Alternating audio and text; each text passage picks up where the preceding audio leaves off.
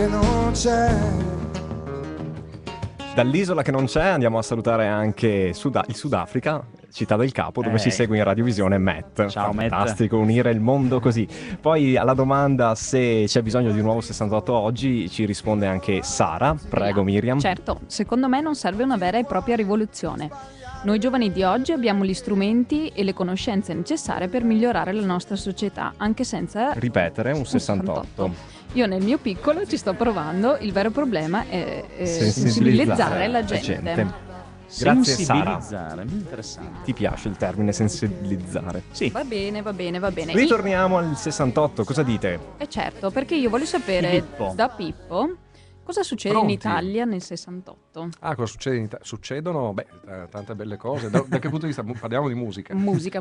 Succede che esce uno dei capolavori di Fabrizio De André, che tutti morimmo a stento, e che questo è davvero, credo, il primo concept album italiano in assoluto, in cui De André collabora con un grande maestro, direttore d'orchestra, che è Giampiero Reverberi, e mettono assieme questo viaggio molto forte, molto, molto intrigante e fortissimo, sulla desolazione umana, sul riscatto, sulla voglia di riscatto da parte anche quindi dei giovani di quel tempo, ed è anche un inno contro la guerra. Allora, questa isola che non c'è, questa utopia, anche forse Andrea è utopia, cioè luogo buono, la ricerca di un buon luogo, no?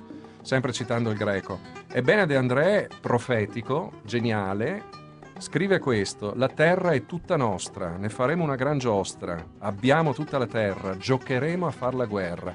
Questo gioco è inquietante davvero, perché in Giro Tondo, che è la canzone che vi propongo, a cantare è un coro di bambini che scendono in campo e dicono: noi giocheremo a far la guerra. Ma è questa la cosa agghiacciante, cioè non tanto non soltanto il tema, voglio dire, che Fabrizio De André a 28 anni tira fuori, ma come lo dice? Cioè, nel senso, lo fa musicalmente.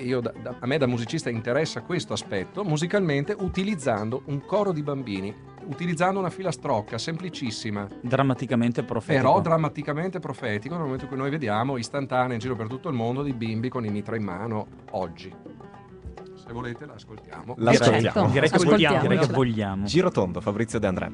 Se verrà la guerra Marcondi rondero, se verrà la guerra Marcondi ronda.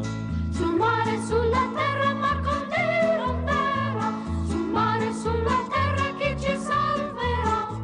Ci salverà il soldato che non la vorrà, ci salverà il soldato che la guerra rifiuterà. La guerra è già scoppiata Marcondi rondero, la guerra è già scoppiata, chi ci aiuterà? Ci aiuterà il buon Dio Marcondi rondera, ci aiuterà il buon Dio, lui ci salverà. Buon Dio è già scappato dove non si sa, buon Dio se n'è andato, chissà quando ritornerà.